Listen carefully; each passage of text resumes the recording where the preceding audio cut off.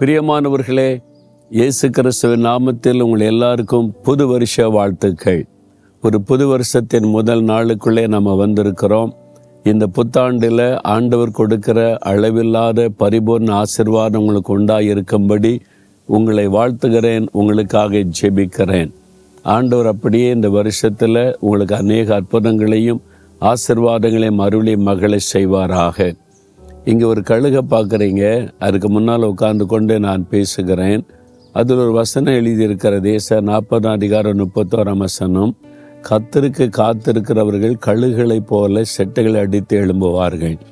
இந்த வருஷம் நீங்கள் அப்படி இருக்கணும். கர்த்தருக்கு அதிகமாக காத்திருக்கணும், ஆண்டவருக்கு அதிக நேரம் கொடுக்கணும், ஜெபிக்கணும், கழுகுகளைப் போல பலன் கொண்டு எழும்பணும். கழுகுகளைப் போல எழும்பிட்டீங்கன்னு சொன்னால் உலகத்தின் எந்த காரியங்களை மேற்கொள்ள முடியாத சுதந்திரமாக மேலே மேலே பறக்கலாம். அதாவது தேவனோடு நெருக்கமான அனுபவத்தில் வாழ்வது. இந்த அனுபவத்தில் நீங்கள் வாழ உங்களை வாழ்த்துகிறேன். சரி, இந்த வருஷத்துக்கு ஆண்டவர் என்ன வாக்கு கொடுத்திருக்கிறார் அப்படின்னு சொன்னால், பரிசுத்த மத்தேயு எழுதின சுவிசேஷம் 7:7 ஆண்டவர் இயேசு சொல்லுகிறார், கேளுங்கள் அப்பொழுது உங்களுக்கு கொடுக்கப்படும், தேடுங்கள் அப்பொழுது கண்டடைவீர்கள், தட்டுங்கள் அப்பொழுது உங்களுக்கு திறக்கப்படும். 3 காரியம் ஆண்டவர் சொல்லுகிறார். கேளுங்கள், தேடுங்கள், தட்டுங்கள். நீங்கள் ஆண்டவரிடத்தில் என்ன கேட்டாலும் இந்த வருஷத்தில் எப்போவுமே ஆண்டவர் அருளி செய்வார். ஆனால் விசுவாசத்தோடு கேட்கணும். விசுவாசத்தோடு நீங்கள் கேட்கணும், இயேசுவின் நாமத்தில் கேட்கணும். உங்களுக்கு என்ன ஆசீர்வாதம் வேணும்? இந்த வருஷத்தில் திருமண காரியம் பிள்ளைகளுக்கு நடக்கணும், வீடு கட்டுகிற காரியம் நடக்கணும், இந்த வருஷம் தொழில் ஆரம்பிக்கப்படணும், இந்த வருஷம் வேலைக்கு வழி திறக்கப்படணும், இந்த வருஷம் கற்பத்தின் ஆசீர்வாதம் உண்டாகணும், என் ஊழியத்தில் இந்த திட்டங்கள் நிறைவேற்றப்படணும், இந்த வருஷத்தில் ஒரு ப்ரொமோஷன் எனக்கு கிடைக்கணும், கடந்த வருஷம்லாம் தடைப்பட்டு போச்சு, இந்த வருஷத்தை நடக்கணும் அப்படின்னு நினைப்பீங்கள்ல. ஆண்டவர் அது உங்களுக்கு தரப்போகிறார். நீங்கள் கேட்கணும், வாய் திறந்து கேட்கணும், ஜெபிக்கணும்.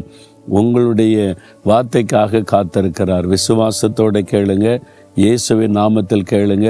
இந்த வருஷத்தில் அதெல்லாம் உங்களுக்கு அருளி செய்யப்படும்.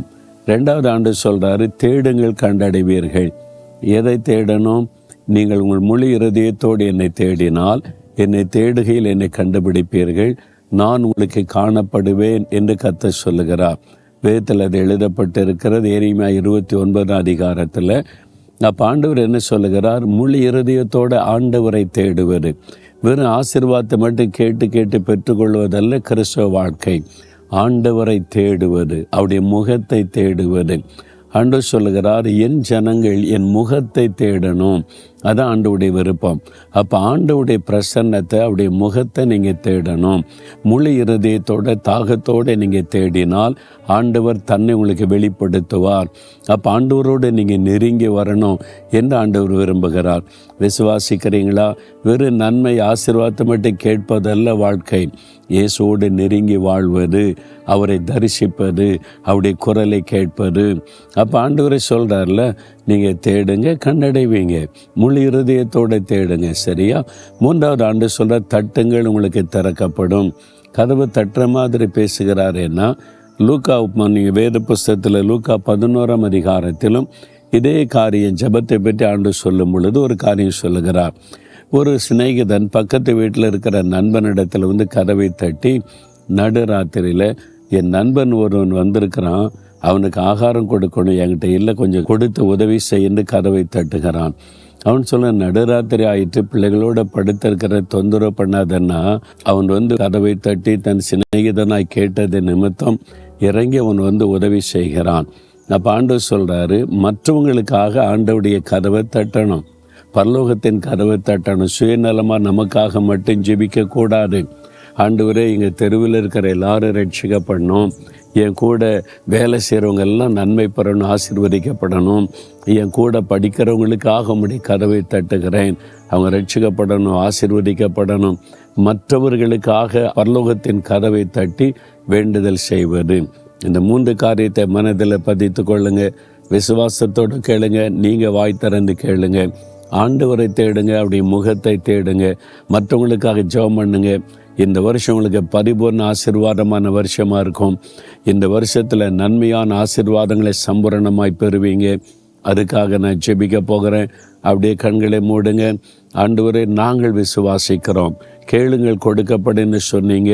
இந்த மகன், இந்த மகள் இந்த வருஷத்தில் இந்த நன்மை, இந்த ஆசீர்வாதம் எனக்கு, என் குடும்பத்தில், என் பிள்ளைகளுக்கு, என் ஊழியத்தில், என் வியாபாரத்தில், வேலையில் வேண்டும்னு ஜெபிக்கிறாங்களே, அந்த காரியத்தில் நீங்கள் அற்புதம் செய்யணும். நீங்கள் வாக்கு கொடுத்திருக்கீங்க, கேட்கிற எவனும் பெற்றுக்கொள்கிறான் என்று இயேசுவின் நாமத்தில் கேட்கிறோம். உம்முடைய பிள்ளைகளுக்கு அருளி செய்யும். உம்முடைய முகத்தை தேடினால் கண்டடைவீர்கள் என்று சொன்னீங்க. உம்மை தேடுகிற இருதயத்தை தாரும். உம்முடைய குரலை கேட்கிற இருதயத்தை தாரும். உம்முடைய பிரசன்னத்தை நாட உதவி செய்யும். உம்மோடு நெருங்கி வாழ்கிற அனுபவத்தை ஒவ்வொருவருக்கும் தாரும். நாங்கள் மற்றவர்களுக்காக ஜெபிக்க ஒப்பு கொடுக்கிறோம். எங்கள் தேசத்திற்காக, எங்கள் மக்களுக்காக, தேவையில் இருக்கிற மக்களுக்காக, ஆண்டவரே, வேதனையில் இருக்கிற மக்களுடைய சுகம், விடுதலை, ஆசீர்வாதத்திற்காக, எங்கள் தேசத்தின் நன்மைக்காக ஜெபிக்க அர்ப்பணிக்கிறோம். எங்களுடைய தேசத்தில் நன்மையும் ஆசீர்வாதம் உண்டாயிருக்கட்டும். இயேசுவின் நாமத்தில் ஜெபிக்கிறோம் பிதாவே. ஆமேன், ஆமேன்.